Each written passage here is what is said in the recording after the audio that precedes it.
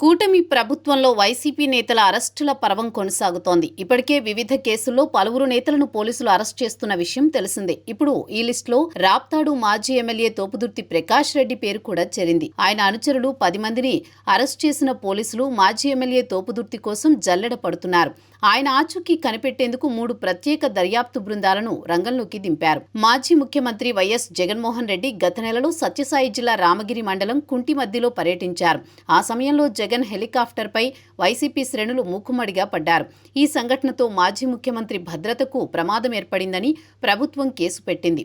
ఆ ఘటనలో helicopter wind shield దెబ్బతిన్నది. ఈ ఉదంతంలో ప్రభుత్వ భద్రతా వైఫల్యంపై వైసీపీ విమర్శలు చేయగా ఇప్పుడు ఆ పార్టీ నేతలనే పోలీసులు అరెస్ట్ చేస్తున్నారు. ఉద్దేశపూర్వకంగా వైసీపీ కార్యకర్తలు మాజీ సీఎం జగన్ హెలికాప్టర్ పైకి దూసుకువెళ్లారని పోలీసులు కేసు నమోదు చేశారు. ఈ ఘటనకు ప్రధాన సూత్రధారిగా మాజీ ఎమ్మెల్యే తోపుదుర్తి ప్రకాష్ రెడ్డి పేరు చేర్చారు. ఆయనను A1గా గుర్తించి కేసు నమోదు చేశారు. ఈ కేసులో ఆదివారం 10 మందిని అదుపులోకి తీసుకున్నారు. కోర్టులో హాజరుపరచగా అందరికీ కోర్టు బెయిల్ మంజూరు చేసింది. కాగా A1 మాజీ ఎమ్మెల్యే తోపుదుర్తిని అరెస్టు చేసేందుకు పావులు కదుపుతున్నారు.